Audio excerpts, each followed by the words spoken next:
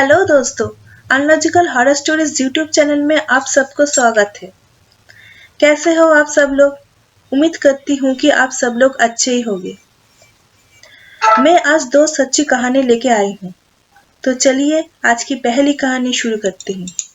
ये कहानी मेरी सुनी हुई है। ये वेस्ट बंगाल का एक गांव की कहानी है। तो कहानी ऐसी है, गांव में एक विवेक नाम का लड़का रहता था। उसकी नई शादी हुई थी। जिस लड़के से उसकी शादी हुई थी, उस लड़की के माता पिता नहीं थे। वो लड़की अपने मामा के घर में रहती थी। उसकी एक बहन भी थी। वो लड़की अपने बहन को भी शादी के बाद अपने ससुराल में लेके रहने लगी। वो चाहती थी कि अपने बहन को भी अपने पास रख के देखभाल करेगी और 2-3 साल के अंदर उसे भी एक अच्छा लड़का देख के शादी करा देगी। उसके ससुराल में दूध, दही, घी वगैरह बेचने का छोटा मोटा काम था।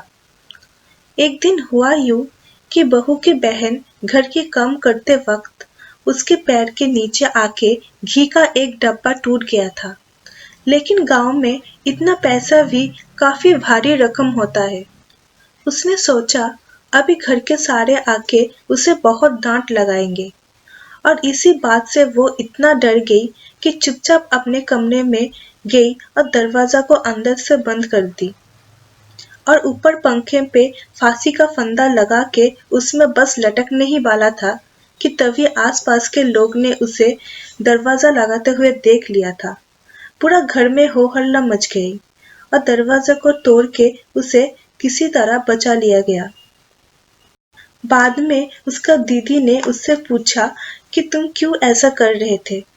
तब उसने सारे बात दीदी को बताया, तो दीदी ने और घर के सब लोगों ने बताया कि कोई बात नहीं, तुम इतना परेशान मत हो और ऐसा उल्टा सीधा काम मत किया करो। धीरे धीरे ऐसे ही दिन बीतने लगी।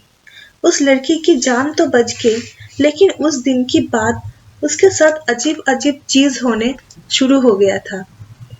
अपनी दीदी को वो हर वक्त बताती थी कि मुझे कोने में से लोगों की आवाज आती सुनाई देती है।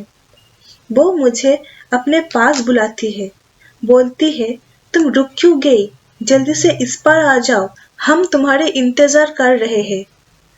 लेकिन उसकी दीदी उसके वहम सोच के उस पर ज्यादा ध्यान नहीं देती थी। ऐसे ही 1-1.5 महीना बीत गए। फिर एक दिन अचानक से उसके घर में से चीखने का आवाज आना सुनाई दी।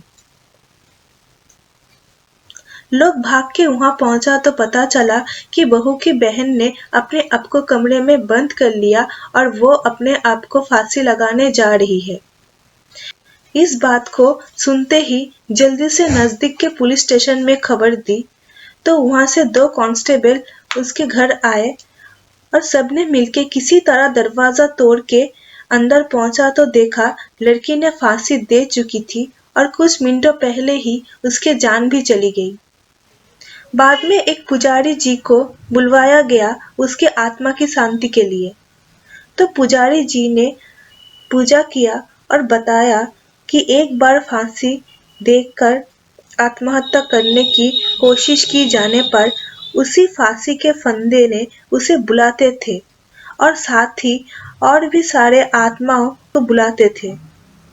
हम किसी को कभी भी फांसी लगानी नहीं चाहिए, चाहे कैसी भी परिस्थिति आ जाए, क्योंकि एक बार फांसी लगाने पर वो फांसी जान लिए बिना छोड़ता नहीं और आत्मा को भी मुक्ति नहीं मिलती है जल्दी से।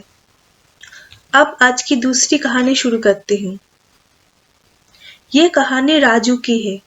राजू की उम्र 18 साल है। राजू एक गांव की लड़का है। वो खेती-बाड़ी करके ही अपना घर चलाता था। वो बहुत गरीब था। घर में उसके माँ के अलावा और कोई नहीं था।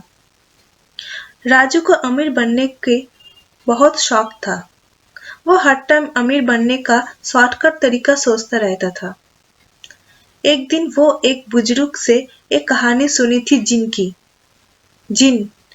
जिन को अगर किसी तरह बुलाया जाए तो जिन जरूर आता है और एक बार हाजिर हो गया तो जिन से जो कुछ भी मांगा जाए जिन उसे वो सब कुछ दे देता है। जिन को बुलाने का एक खास मंत्र भी होता है। ये सब सुन के राजू के मन में भी एक ख्याल आ गया कि क्यों ना जिनको बुलाया जाए और उसकी वजह से ही वो रातों रात अमीर हो जाए।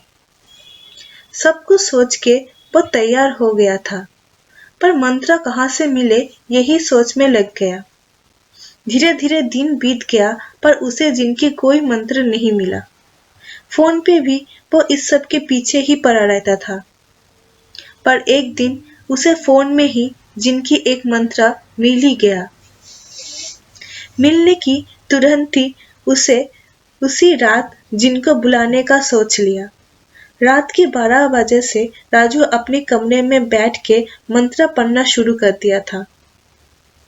बहुत देर तक मंत्र पढ़ने के बाद उसे ऐसा लगा कि घर में कोई चल फिर रहा है।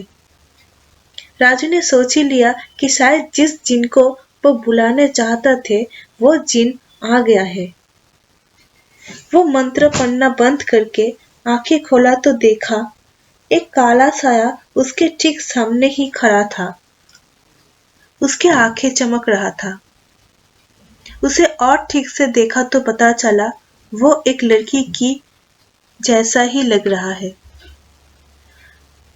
उसकी दोनों आंखें ही अंगारे जैसा चमक रहा था। उसने राजू की और पास आके बोला, मुझे मांस चाहिए। राजू बिल्कुल भी इस सब के लिए तैयार नहीं थे।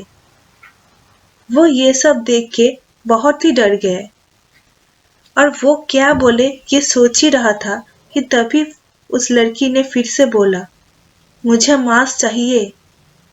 राजू को कुछ समझ नहीं आया कि वो क्या करे।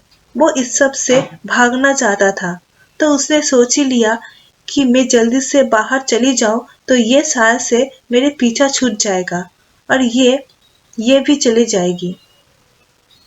राजू भागने ही वाला था कि तभी लड़की ने उसके हाथ पकड़ ली और उसकी तेज नाखूने से हाथ की मांस छील दिए थे और उसी मांस वो लड़की खा रही थी। राजू इतना तेज दर्द सह नहीं सका और वो बेहोश हो गया था।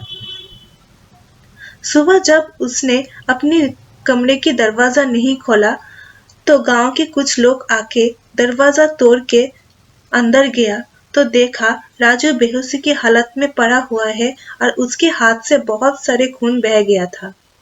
यह सब देख के गांव के लोग उसे तुरंत हॉस्पिटल ले गया था। 2 दिन बाद उसके होश आया तो वो सारे घटना सब लोग को बताया। सब सुन के उसकी माँ उसे एक तांत्रिक के पास ले गया था। तांत्रिक ने बताया कि यह सब बहुत ही शक्तिशाली ताकत होता है। इसे बुलाना मतलब अपनी जान के साथ खेलना जैसा। यह सब एक साधना होता है जो कि गुरु द्वारा ही सीखा जा सकता है।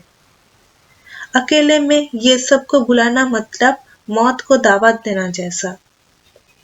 कभी भी ये सब चीजों को हम आम आदमियों को बुलाना नहीं चाहिए।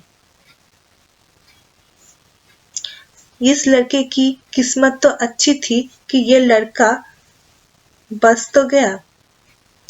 उस तांत्रिक ने एक ताबीज दिया और कहा इस ताबीज को मरते दम तक अपने आप से अलग मत करना।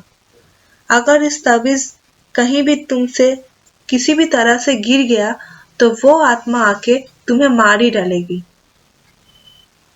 दोस्तों, आज की कहानी यहीं पर ही खत्म होता है। आपको कौन सी कहानी अच्छी लगी आप कमेंट करके जरूर बताइएगा और चैनल को सब्सक्राइब करना बिल्कुल भी ना भूलिएगा।